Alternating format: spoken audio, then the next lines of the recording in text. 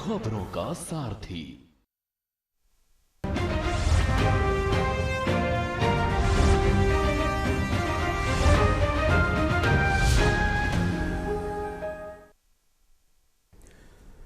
नमस्कार, देश की बात में आपका स्वागत है। मैं हूं मनोज मानस। खबरों का रुख करेंगे उससे पहले आपको दिखाएंगे इस वक्त की अहम हेडलाइंस। विपक्ष के हंगामे के बीच दोनों सदनों की कार्रवाई कई बार हुई स्थगित। सरकार ने पेश किया नया पेपर लीक विरोधी विधेयक।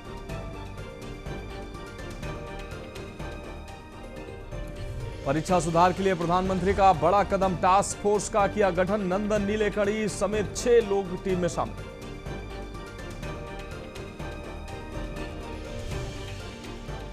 नीट मामले की सुनवाई के लिए गठित विशेष फास्ट ट्रैक कोर्ट में पहले ही दिन सुनवाई स्थगित। सीबीआई नहीं भेज पाई अपना वकील।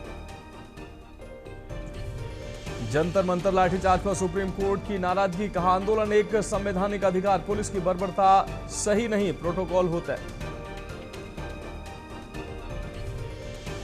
उत्तर प्रदेश में कांवड़ यात्रियों ने सरकार के प्रबंधन की खुलकर की तारीफ। कांवड़ मार्ग पर मीट और शराब की दुकानों की भरमार पर जताई नाराजगी। और 28 और 29 जुलाई को दिल्ली, यूपी और ओडिशा समेत कई राज्यों में होगी भारी बारिश। मौसम विभाग का अनुमान, अलर्ट जारी। आप देख रहे हैं के न्यूज, खबरों का सारथी। और अब खबरें विस्तार से। अहम खबर चंडीगढ़ से है, जहां हरियाणा सरकार ने वरिष्ठ भाजपा नेता एवं पूर्व प्रदेश अध्यक्ष मोहनलाल बड़ोदी को Haryana bureau of public enterprises का चेयरमैन नियुक्त किया है। वह आज शाम पद एवं गोपनीयता की शपथ उन्होंने ली है। शपथ ग्रहण से पहले उन्होंने भाजपा नेतृत्व और मुख्यमंत्री नायब सिंह सैनी का आभार जताते हुए कहा कि उन्हें सौंपी गई जिम्मेदारी का निर्वहन पूरी निष्ठा, ईमानदारी और पारदर्शिता के साथ करेंगे। इस दौरान उन्होंने बच्चों की सुरक्षा से जुड़े कानूनों पर केंद्र सरकार की प्रतिबद्धता दोहराई और पंजाब में पेपर लीक के मुद्दे पर राज्य सरकार को घेरते हुए जवाबदेही सुनिश्चित करने की बात कही। का काम करेंगे। और गुरुग्राम के सेक्टर 37 से स्थित श्री झूलेलाल मंदिर में श्री झूलेलाल सेवा समिति द्वारा भव्य चालिया महाउत्सव का आयोजन किया गया है। कार्यक्रम में सांप नागली धाम से पधारे महंत लोकेश भगत ने विधि विधान के साथ भोग साहिब संपन्न कराया और श्रद्धालुओं को आशीर्वाद दिया। आपको बता दें, साईं झूलेलाल के दरबार में 56 भोग प्रसादी अर्पित की गई, जबकि शाम को प्रसिद्ध गायक घनश्याम केसवाणी और संजय बत्रा ने भजन एवं पारंपरिक छेज की प्रस्तुति देकर भक्तिमय माहौल बना दिया। इस अवसर पर दिल्ली एनसीआर की कई सामाजिक संस्थाएं, सिंधी पंचायतों और गणमान्य लोगों ने भी अपनी उपस्थिति दर्ज कराई तथा देश प्रदेश की सुख समृद्धि की कामना की।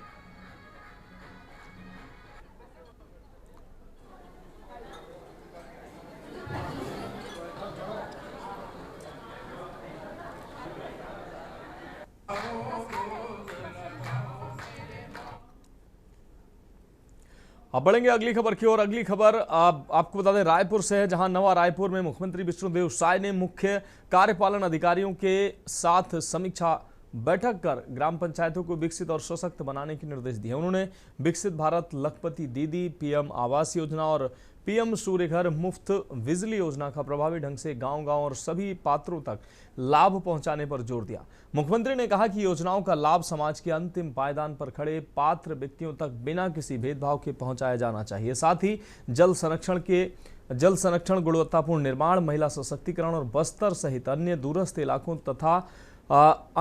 इलाकों तक विकास योजनाओं को पहुंचाने तथा मुख्यमंत्री साय ने इस पर विशेष जोर दिया।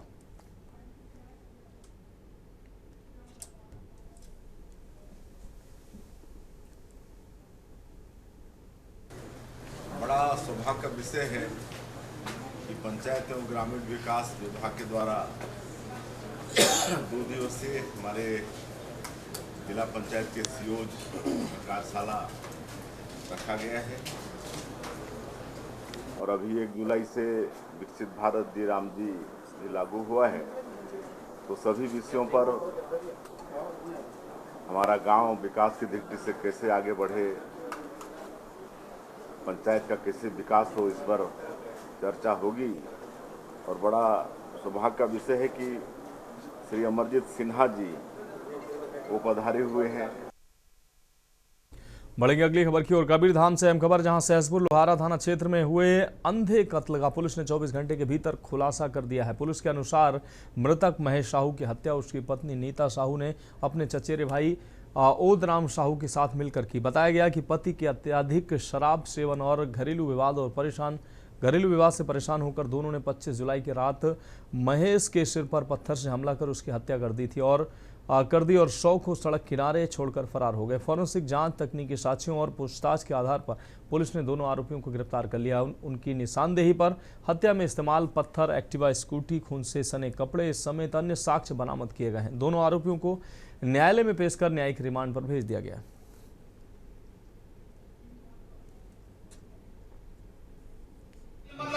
थाना लोहारा क्षेत्र में रिंगाखार रोड पे एक शव मिला, जिसे कि उसके पुत्र तुलेश साहू के द्वारा थाने में सूचित किया गया कि महेश साहू उनके पिता का शव है, जिस पर से कि मर्ग पंचनामा किया गया और एफएसएल की टीम और बाकी समय स्टाफ वहाँ पर पहुँचे, जिस पर से मौके पर हत्या की आशंका स्पष्ट हुई और जिस पर से उसकी मृतका की पत्नी को अभिरक्षा में लिया गया। पूछताछ करने पर उसने अपराध करना स्वीकार किया है और उसके भाई, चचेरे भाई ओदराम और उसने मिलकर रात्रि में शराब पीने के बाद वाद विवाद बढ़ने पर यह घटना कारित करना बताया है, जिस पर से कि मौके पर से पत्थर और एक स्कूटी जो कि घटना में कारित की गई थी, दोनों को जब्त किया गया है और दोनों आरोपियों को न्यायिक अभिरक्षा में भेजा जा रहा है। बेमेतरा में गौ माता को राष्ट्र माता घोषित करने की मांग को लेकर गौ सेवकों ने जोरदार प्रदर्शन किया है। आपको बता दें, बेसिक मैदान से पैदल मार्च निकालकर कलेक्ट्रेट पहुंचे गौ सेवकों ने जिला प्रशासन के माध्यम से ज्ञापन सौंपा। इस दौरान जिला कलेक्टर से मुलाकात नहीं होने पर गौ सेवकों ने कलेक्ट्रेट परिसर में घंटों विरोध प्रदर्शन भी किया। गौ सेवक मिलकर तहसीलदार महोदय को ज्ञापन 4 अप्रैल तक हमने जन जन तक पहुंचकर जन गांव तहसील जिलों और राष्ट्र गौ कानून यहाँ हम लोग कलेक्टर महोदय से निवेदन करने आए हैं कि जो हमारी गैया है, जिसको हम लोग गौ माता मानते हैं, पूरे भारत देश में यह अभियान चल रहा है, गौ सम्मान आवाहन अभियान, जिसके तहत ये है कि वो गौ माता के लिए एक सशक्त कानून बनाए, जिससे हमारी गौ माता के हत्यारों को और दोषियों को सख्त से सख्त कार्यवाही हो, उनके ऊपर उनको सजा मिले। और एक जो है प्रथम चरण में 27 अप्रैल को हुआ और अभी 27 जुलाई को द्वितीय चरण में हम लोग आए हैं। कलेक्टर महोदया को ये ज्ञापन सौंपना चाहते हैं। संपूर्ण भारतवर्ष से और हमारे छत्तीसगढ़ के अन्य जिलों से लाखों भक्तों ने, गौ भक्तों ने अपना यहाँ पर हस्ताक्षर किया है और यह हस्ताक्षर कलेक्टर महोदया तक हम पहुँचाना चाहते हैं ताकि वो हमारे प्रधानमंत्री जी को, यशस्वी मुख्यमंत्री जी तक बात पहुँचाएँ और संपूर्ण भारत से गौ हत्या पर प्रतिबंध लगे, गौ माता को राष्ट्र माता का दर्जा मिले। ये प्रार्थना की जाएगी क्योंकि ये प्रार्थना गौ सम्मान आवाहन अभियान की द्वितीय चरण जो कि 27 जुलाई आज है, जिसमें हमारे द्वारा एकदम बहुत ही शांति ढंग से प्रार्थना के रूप में हम लोग यहाँ प्रधानमंत्री, राष्ट्रपति और मुख्यमंत्री के नाम से हमारे कलेक्टर महोदय जी को एक प्रार्थना पत्र देने के लिए आए हैं। हम उनके बच्चे हैं, उनसे प्रार्थना करते हैं हमारी माँ के लिए, जो कि हमारी सबकी माता गौ माता के लिए, कि उनको राष्ट्र माता का दर्जा मिले और संपूर्ण भारत से गौ हत्या पर प्रतिबंध लगाया जाए, उनके लिए केंद्रीय कानून की व्यवस्था की जाए। अगली खबर मुरैना से है, जहां सिटी कोतवाली क्षेत्र के महावीरपुरा स्थित A1 टेलर वाली गली में शनिवार रात हुई ताबड़तोड़ फायरिंग का वीडियो सोशल मीडिया पर वायरल हो गया है। आपको बता दें, पीड़ित योगेश निगम का आरोप है कि लिखित शिकायत देने के बावजूद अब तक FIR दर्ज नहीं की गई है। योगेश के अनुसार उनकी पत्नी पर कथित अभद्र टिप्पणी को लेकर हुए विवाद के बाद प्रांशु राठौर अपने साथियों के साथ गली में पहुंचा और गाली गलौज करते हुए फायरिंग कर दी। घटना के बाद इलाके में दहशत फैल गई। हालांकि पुलिस का कहना है कि एक आरोपी को पकड़ लिया गया और मामले में FIR दर्ज कर आगे की कानूनी कार्रवाई जारी है।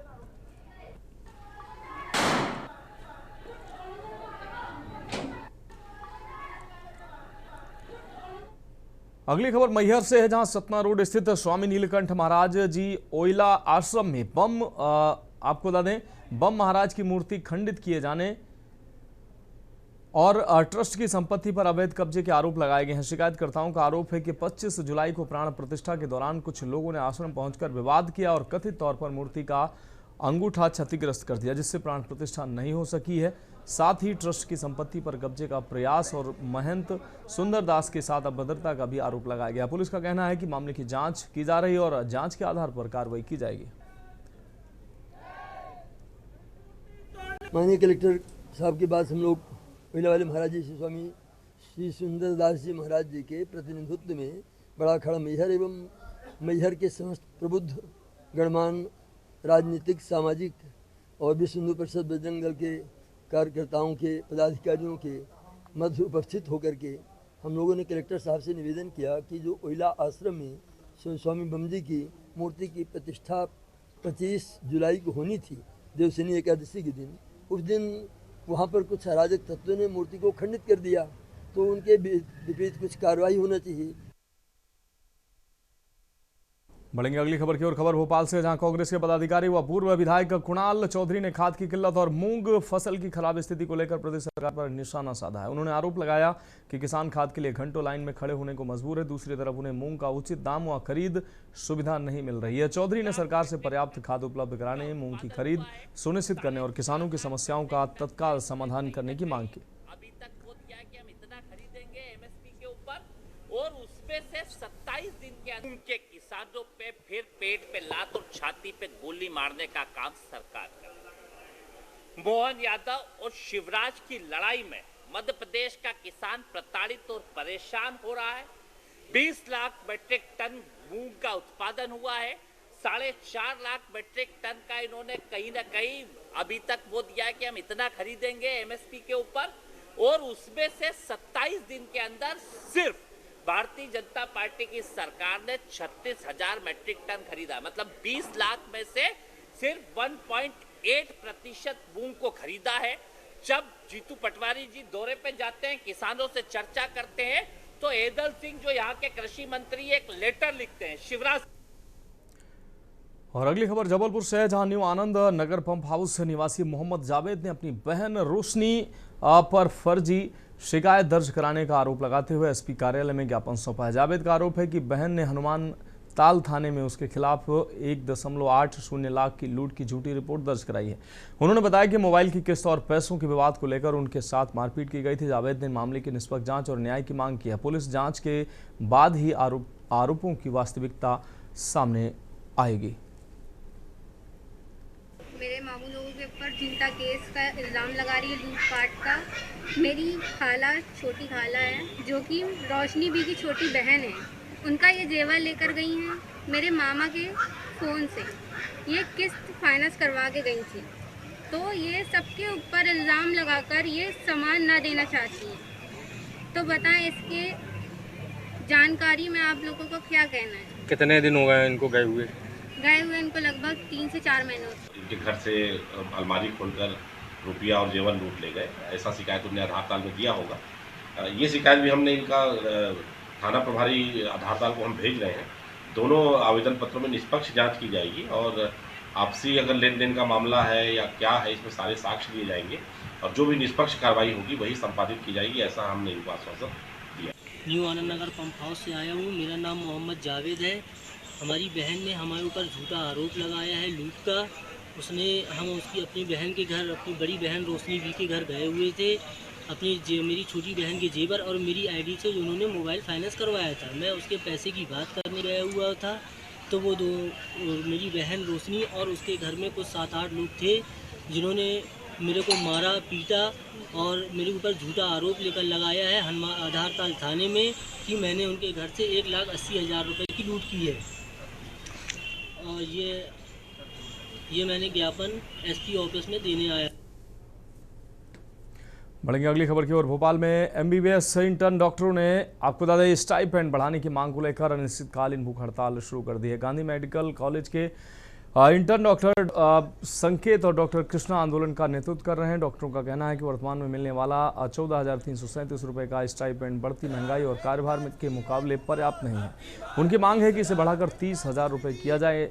इंटर्न डॉक्टरों ने स्पष्ट किया कि जब तक सरकार उनकी मांगों का सकारात्मक निर्णय नहीं लेती तब तक भूख हड़ताल और आंदोलन जारी रहेगा।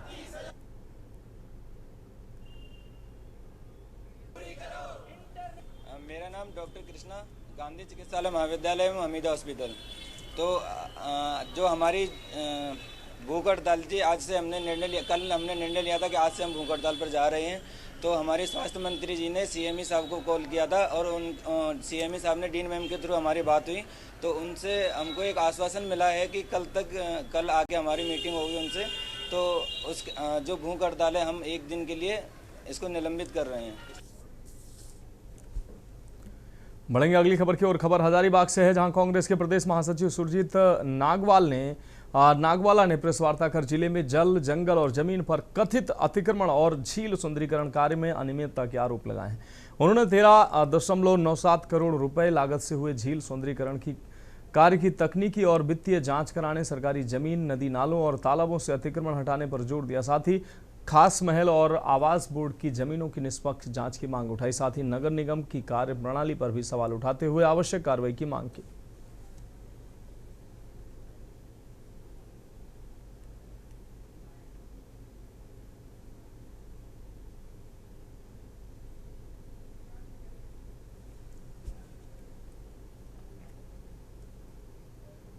हजारीबाग में विधायक जनसेवा कार्यालय में आयोजित जनसुनवाई के दौरान घर घर शुद्ध पेयजल उपलब्ध कराने वाले जल व्यवसायियों ने नगर निगम द्वारा विभिन्न प्रकार के करों की मांग का मुद्दा उठाया। व्यवसायियों ने बताया कि इन करों के कारण उनके व्यवसाय के संचालन में कठिनाइयों का सामना करना पड़ रहा है। शिकायत मिलते ही विधायक प्रदीप प्रसाद संबंधित व्यवसायियों के साथ नगर निगम आयुक्त ओम प्रकाश गुप्ता से मिले और मामले के समाधान की मांग की। विधायक ने कहा कि शुद्ध पेयजल उपलब्ध कराने वाले व्यवसायियों को अनावश्यक परेशान नहीं किया जाना चाहिए। इस पर आयुक्त ने संबंधित अधिकारियों को जांच कर आवश्यक कार्रवाई के निर्देश दिए और आश्वस्त किया कि किसी भी व्यापारी से नियम विरुद्ध या अनावश्यक कर की वसूली नहीं की जाएगी।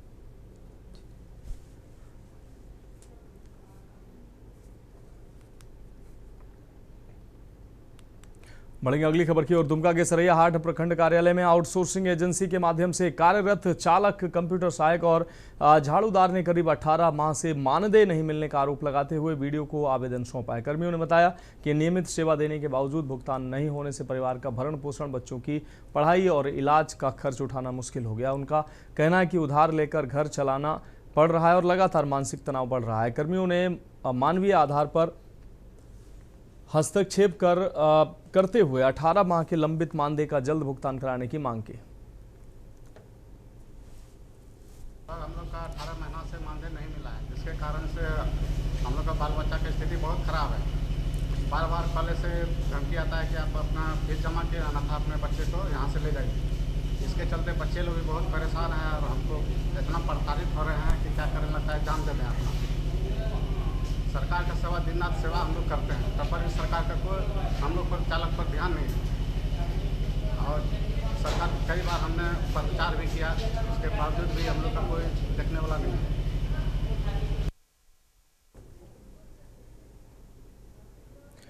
पुणे में डिप्टी मेयर एवं आपको बता दें आरपीआई अठावले गुट के प्रवक्ता बाला साहब जानराव के नेतृत्व में कलेक्ट्रेट कार्यालय पर प्रदर्शन किया गया। प्रदर्शन के दौरान कलेक्टर ज्योति कदम को मांग पत्र सौंपते हुए सरकार पर पिछड़े वर्गों के बीच विवाद पैदा करने का आरोप लगाया गया है। जानराव ने कहा कि यदि सरकार ने जल्द उचित जवाब नहीं दिया तो महाराष्ट्र बंद का आह्वान किया जाएगा। प्रदर्शन में आरपीआई अधिकारियों और बड़ी संख्या में कार्यकर्ताओं ने भाग लिया।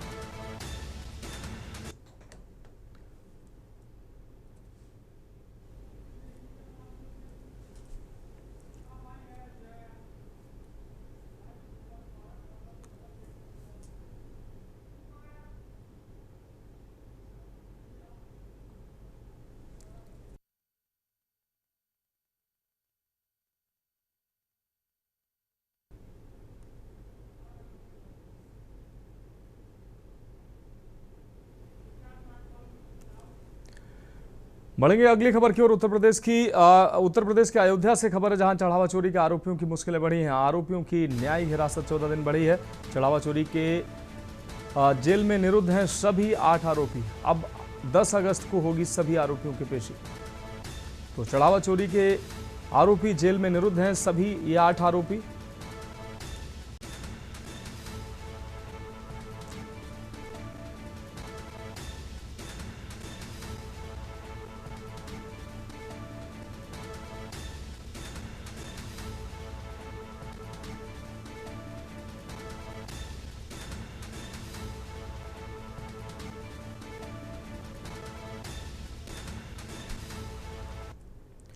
लखनऊ में समाजवादी पार्टी ने अनूप शहर विधानसभा की मतदाता सूची में गड़बड़ी का आरोप लगाते हुए मुख्य निर्वाचन अधिकारी को ज्ञापन सौंपा है। सपा का दावा है कि 448 मतदेय स्थलों की मतदाता सूची में 27,000 से अधिक मतदाताओं के नामों में सरनेम जोड़ने, हटाने और रिश्तेदारों के नाम में बदलाव जैसी अनियमितताएं पाई गई हैं। पार्टी ने करीब 800 मतदाताओं के एपिक नंबर बदले जाने का भी आरोप लगाया। सपा ने मामले की निष्पक्ष जांच, धर्म के आधार पर दर्ज नामों की पड़ताल और 2027 विधानसभा चुनाव से पहले मतदाता सूची को शुद्ध कराने की मांग की है।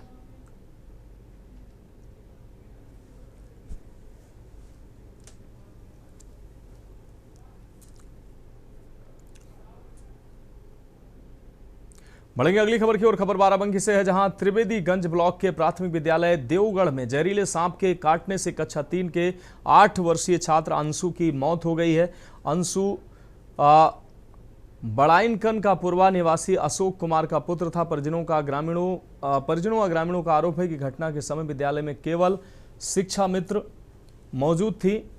आरोप है कि समय पर उचित उपचार न मिलने से छात्र की जान चली गई है। ग्रामीणों ने विद्यालय में साफ सफाई की कमी और पहले भी सांप निकलने की शिकायत किए जाने का दावा किया। साथ ही बीईओ पर लापरवाही का आरोप लगाते हुए जांच और दोषियों के खिलाफ कार्रवाई की मांग की है।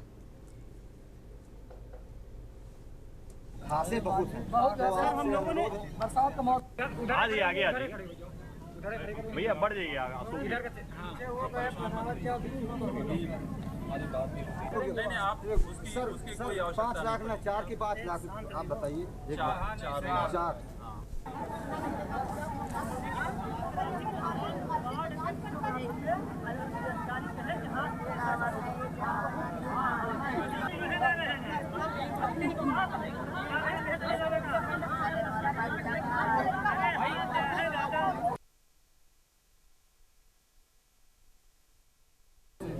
पूरे ब्लॉक में सर जो स्कूल प्राइमरी स्कूल हैं घासें बहुत हैं। सर हम लोगों ने बरसात का मौसम आ गया भैया बढ़ जाइए नहीं आप उसकी कोई आवश्यकता 5 लाख ना 4। फिलहाल खबरों में वक्त एक ब्रेक का, जल्द हाजिर होंगे। ब्रेक के बाद देश की बात में एक बार फिर से आपका स्वागत है। रुक करेंगे अगली खबर का। मुजफ्फरनगर से खबर है, जहां श्रावण मास शुरू होने से पहले ही हरिद्वार से कांवड़ लेकर शिव भक्त अपने गंतव्य की ओर रवाना हो चुके हैं। मुजफ्फरनगर में मेरठ के 2 मित्र मिंटू और शाकिर 251 लीटर गंगा जल की कांवड़ लेकर बम बम भोले के जयकारे लगाते हुए यात्रा कर रहे हैं। शाकिर लगातार दूसरी बार अपने दोस्त के साथ कांवड़ यात्रा में शामिल हुआ है और रास्ते में अन्य कांवड़ियों की मदद भी कर रहा है। दोनों की दोस्ती और सहभागिता की लोग सराहना कर रहे हैं। मिंटू और शाकिर का कहना है कि इंसानियत और आपसी प्रेम सबसे बड़ा धर्म है और उनकी कांवड़ यात्रा सामाजिक सद्भाव व भाईचारे का संदेश दे रही है।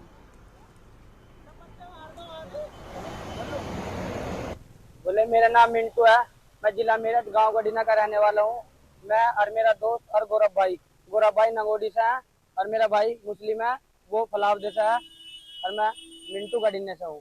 तो हम तीनों मिलकर 201 लीटर जल की पावर ला रहे हैं हरिद्वार से जिला मेरठ गांव नागोडी मंदिर पर जाएगी। अच्छा, क्या संकल्प है आपकी, क्या कुछ उद्देश्य शिव भक्त बोले ये उद्देश्य पहले तो जी एक कावड़ जारी है 36 बिरादरी के लिए कि सही भाई इस हिंदुस्तान में एकता बनाए रखे, एकजुट बन के रहे। और दूसरा ये है कि अभी दिल्ली के अंदर 3 साल की बच्ची का रेप हुआ था और अपने सौरभ भाई जिन्हें ड्राम में बंद किया था, तरुण भाई है, और एक अभी बकरीद पे जो देखा था। बोल जय शंकर भगवान की जय। बोले आपका क्या नाम है? मेरा नाम है मोहम्मद शाकिर। शाकिर कहाँ से आप रहने वाले हो और इस बार कावड़ ला रहे हो, क्या उद्देश्य था? रहने वाला तो मैं फलावदे का हूँ और अब मेरा उद्देश्य है भाईचारा बनाने का।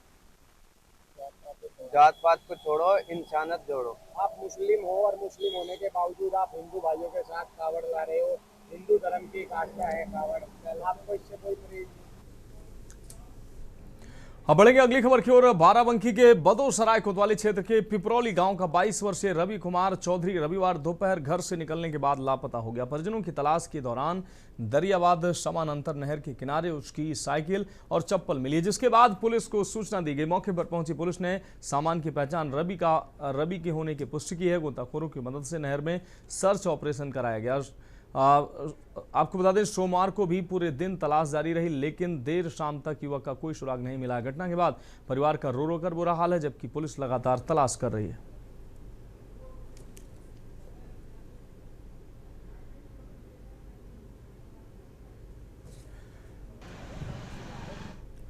अगली खबर जालौन से है, जहां कालपी में सपा कार्यकर्ताओं ने प्रदर्शन कर एसडीएम को ज्ञापन सौंपा है। प्रदर्शनकारी सपा कार्यकर्ताओं ने रामपुर स्थित मोहम्मद अली जौहर यूनिवर्सिटी के 38 भवनों को तोड़े जाने की आपको बता दें प्रस्तावित कार्रवाई पर का विरोध जताया है।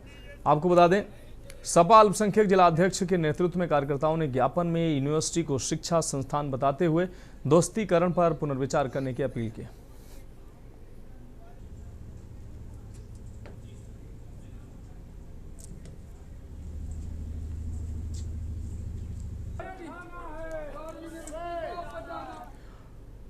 बदायूं के वजीरगंज थाना क्षेत्र में रोटा तिराहे के पास पुराने विवाद को लेकर हुई फायरिंग में अगरपाल पुत्र नेक राम गंभीर रूप से घायल हो गया। आपको बता दें, गोली उसके दाहिने पैर में लगी है, जिसके बाद उससे उपचार के लिए जिला अस्पताल में भेजा गया। सूचना मिलते ही पुलिस मौके पर पहुंची, जांच शुरू कर दी है। प्रारंभिक जांच में दोनों पक्षों के बीच पुराने विवाद और कहासुनी की बात फायरिंग के बाद सामने आई है। पुलिस ने घटनास्थल से साक्ष्य जुटाकर वैधानिक कार्रवाई शुरू कर दी है।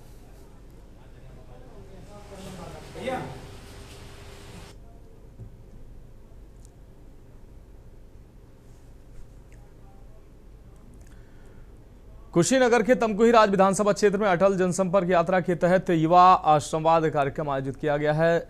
दाहूगंज बाजार स्थित मिनी स्टेडियम में हुए कार्यक्रम में शिक्षा, रोजगार, स्टार्टअप, उद्यमिता और स्वरोजगार जैसे विषयों पर युवाओं से संवाद किया गया। आयोजक डॉक्टर विजय कुमार राय ने युवाओं को आत्मनिर्भर बनने और नवाचार की दिशा में आगे बढ़ने का आह्वान करते हुए केंद्र और प्रदेश सरकार की योजनाओं की जानकारी दी। इस दौरान तमकुही राज विधानसभा क्षेत्र के लगभग 1 दर्जन नीट परीक्षा उत्तीर्ण छात्र छात्राओं को सम्मानित कर उनका उत्साहवर्धन किया गया।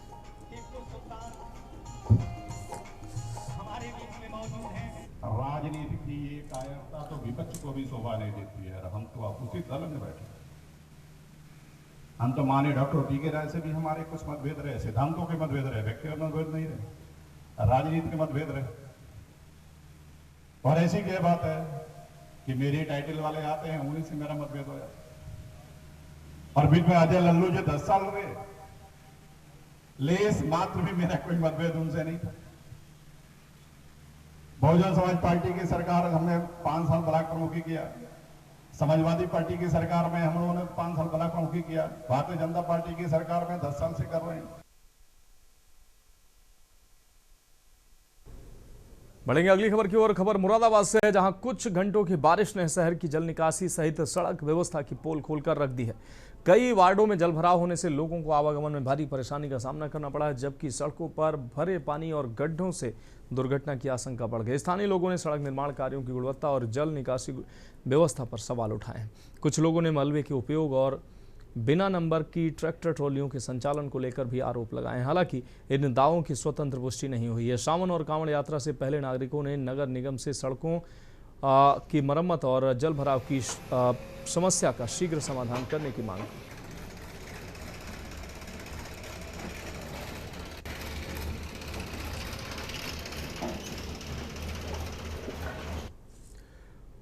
अब बढ़ेंगे अगली खबर की ओर। खबर सीतापुर से है, जहां गौ माता को राष्ट्र माता का दर्जा देने की मांग को लेकर संत समाज और गौ सेवकों ने कलेक्ट्रेट पहुंचकर प्रदर्शन किया है।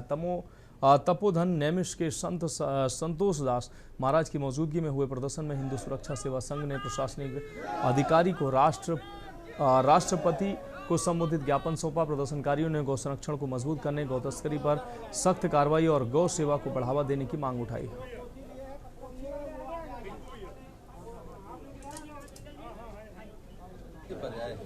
और यह राष्ट्रीय संस्कृति की सुरक्षा के लिए गाय को साधना स्तर तक पहुंचाना हम सबका कर्तव्य है, जितने भी गौसेवक हैं अथवा राष्ट्र के निवासी हैं, क्योंकि राष्ट्र गाय हमारी भारतीय संस्कृति की द्योतक है और राष्ट्रीय प्रकृति के अनुकूल है। तो इसलिए हम चाहते हैं कि जो स्वास्थ्य हो गो आधारित हो, हमारी रसोई गो आधारित हो और हमारा व्यापार गो आधारित हो, हमारे आय व्यय के साधन गो आधारित हो। इसलिए हम राष्ट्रव्यापी आंदोलन संतों की अगुवाई में किया गया है। हस्ताक्षरों की प्रतिलिपियां हम अधिकारियों को सौंप रहे हैं और इसके साथ साथ संकल्प भी ले रहे हैं कि राष्ट्र में साधना स्तर तक हम गाय को ले जाएंगे, गाय को राष्ट्र माता घोषित करवाएंगे। और इस आप देख रहे हैं कितनी बड़ी भीड़ हमारे साथ है। प्रत्येक जिले में, भारत के प्रत्येक जिले में यह कार्यक्रम हो रहा है।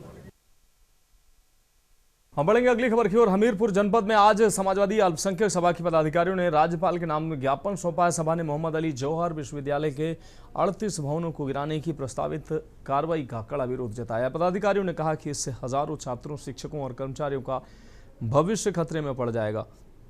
हमीरपुर कलेक्ट्रेट पहुंचकर समाजवादी अल्पसंख्यक सभा के नेताओं ने जिला प्रशासन के माध्यम से राज्यपाल को ज्ञापन सौंपा। ज्ञापन में मांग की गई है कि विश्वविद्यालय के भवनों को गिराने की कार्रवाई पर तत्काल रोक लगाई जाए और मामले का निष्पक्ष समाधान निकाला जाए। वक्ताओं ने कहा कि शिक्षा के मंदिर को नुकसान पहुंचाना प्रदेश की शैक्षिक हितों के खिलाफ है। उन्होंने मांग की कि भूमि और निर्माण से जुड़े विवाद का निपटारा विधि सम्मत प्रक्रिया के तहत किया जाए ताकि छात्रों की पढ़ाई बाधित न हो। प्रदर्शन में बड़ी संख्या में सपा कार्यकर्ता शामिल रहे। आज हम लोगों ने हमीरपुर मुख्यालय में जो भाजपा की तानाशाह सरकार, छात्रों के लिए सपा सरकार के हमारे पूर्व मंत्री, पूर्व सांसद माननीय आजम खान जी ने एक शिक्षा का बहुत बड़ा केंद्र जौहर यूनिवर्सिटी के नाम से एक बहुत बड़ा महाविद्यालय बनवाया था। उस पर भाजपा के लोगों द्वारा धर्म का विरोध करते हुए उस पर बुलडोजर की कार्रवाई करने का वहाँ का स्थानीय प्रशासन तैयार है।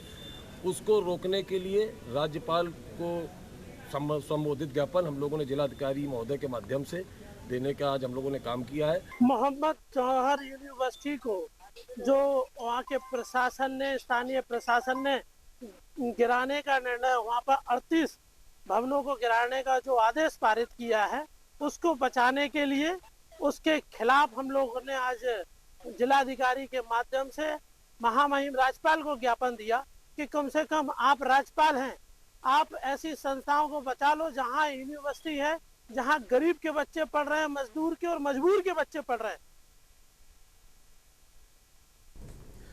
बढ़ेंगे अगली खबर की ओर। अगली खबर अमरोहा से है, जहां आपको बता दें सैद नंगली थाना क्षेत्र में 2 दुकानों में हुई चोरी का पुलिस ने 4 दिन में खुलासा करने में कामयाबी प्राप्त की है। पुलिस ने 2 आरोपियों को गिरफ्तार कर उनके कब्जे से 35,540 रुपए नगद, सिगरेट के डिब्बे और चोरी करने में इस्तेमाल की गई कार बरामद की है। 21-22 जुलाई की रात घंटाघर के पास परचून और मोबाइल दुकान में चोरी हुई थी। पुलिस ने सीसीटीवी फुटेज और तकनीकी साक्ष्यों के आधार पर आरोपियों को गिरफ्तार किया है। पूछताछ में आरोपी ने 2 अन्य साथियों के साथ वारदात को अंजाम देने की बात स्वीकार की है, जबकि पुलिस फरार आरोपियों की तलाश में जुटी।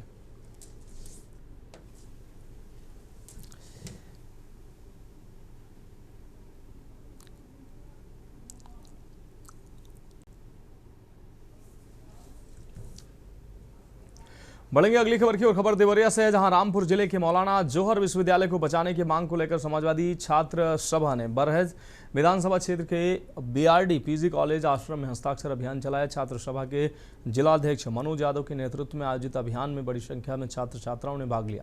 इस दौरान सपा नेता विजय रावत ने भाजपा सरकार पर शिक्षा संस्थानों के प्रति नकारात्मक रवैया अपनाने का आरोप लगाया।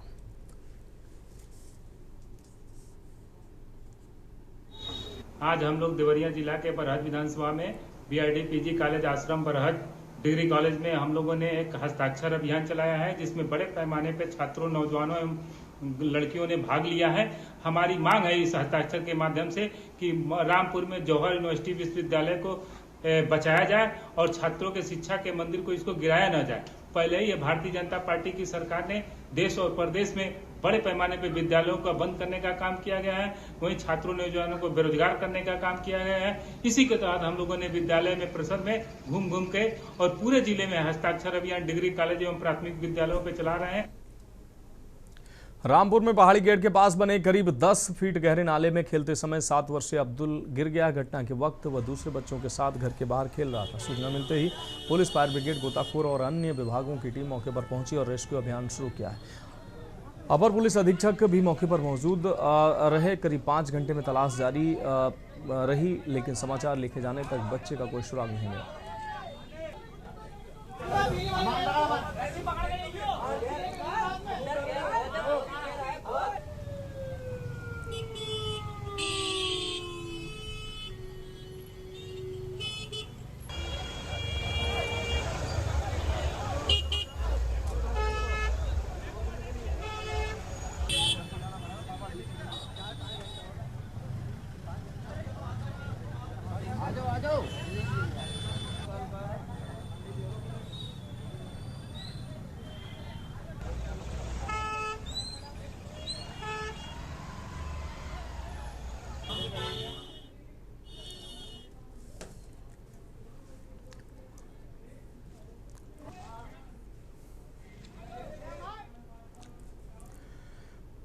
बढ़ेंगे अगली खबर की ओर। पुणे में डिप्टी मेयर एवं आरपीआई अठावले गुट के प्रवक्ता बाला साहब जान राव के नेतृत्व में कलेक्ट्रेट कार्यालय पर प्रदर्शन किया गया। प्रदर्शन के दौरान कलेक्टर ज्योति कदम को मांग पत्र सौंपते हुए सरकार पर पिछड़े वर्गों के बीच विवाद पैदा करने का आरोप लगाया गया।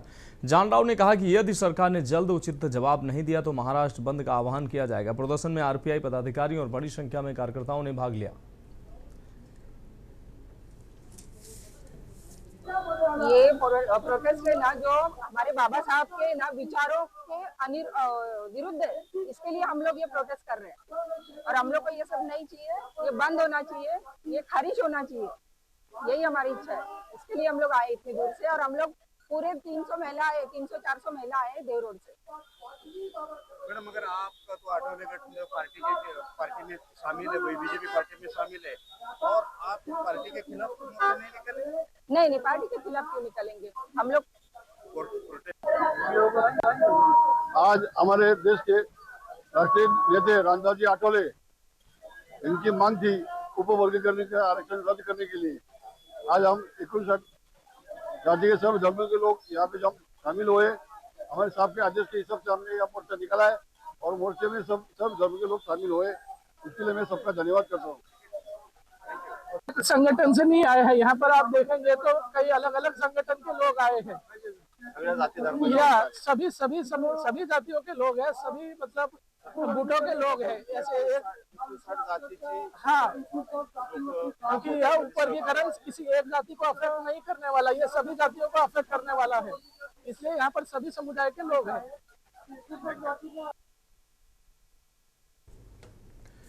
फिलहाल देश के बाद में अभी के लिए मेरे साथ इतना ही। मुझे दीजिए इजाजत और आप देखते रहिए के न्यूज़ इंडिया।